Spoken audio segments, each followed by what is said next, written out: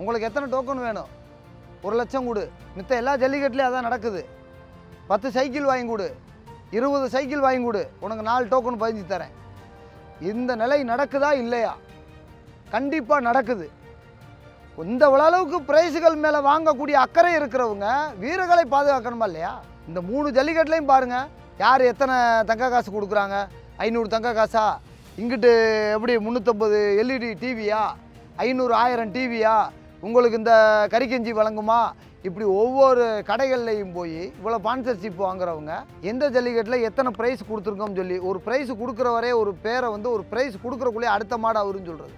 அதில் பாதி கொடுக்குறது பாதி கொடுக்காம அந்த மாட்டுக்கு பயந்து ஓடுறவங்கன்னு இருக்காங்க. ஒரு ப்ரைஸ் கொடுக்குறக்குள்ளே அடுத்த மாடு அவருன்னா என்ன செய்வான்? தன்னை உயிரை பாதுகாப்பானா ப்ரைஸை பார்ப்பானா? அப்படி ப்ரைஸ் வாங்குற இடத்துல எத்தனை விதத்தில் நாடி எந்த போயிருக்கு, குறவலை போயிருக்கு. இதெல்லாம் வந்து ரொம்ப இதை கேட்கும் போதே இருக்குது. அதே காசு கொடுத்தவனுக்கு, காசு இருக்கிறவனுக்கு, அதிகாரத்தில் இருக்கிறவனுக்கு 5 முறை கூவுறது இன்னார் மாடு இன்னார் மாடுன்னு சொல்லி. விவசாயத்திலேருந்து ஒருத்தன் போகிறானா, ஒரு விவசாயி ஒரு மாடு வளர்க்குறானா, அவன் பேரை சொல்கிறதே கிடையாது. அவன் பேரை சொல்கிறதே கிடையாது. பணம் வச்சிருக்கியா, நீ பெரிய கோடீஸ்வரனா, அதிகாரத்தில் இருக்கியா, உனக்கு நான் 10 டிப் சொல்கிறேன்.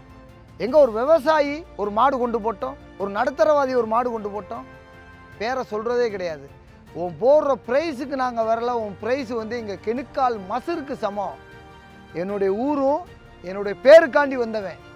நீ கிழிக்கிற ஒரு பாதி துண்டை கொடுத்தா கூட வாங்கிட்டு போகிறவங்க நாங்கள். பேரை வந்து என்னுடைய ஊரின் பேர், என்ன அந்த ஊரோன்னு பேரும் அந்த காலை உரிமையாளருடைய பேரை 3 முறை 4 முறை சொல்ல சொல்கிறோம். பேருக்காண்டி தான் பாரம்பரியம், உன் ப்ரைஸுக்காண்டி கிடையாது.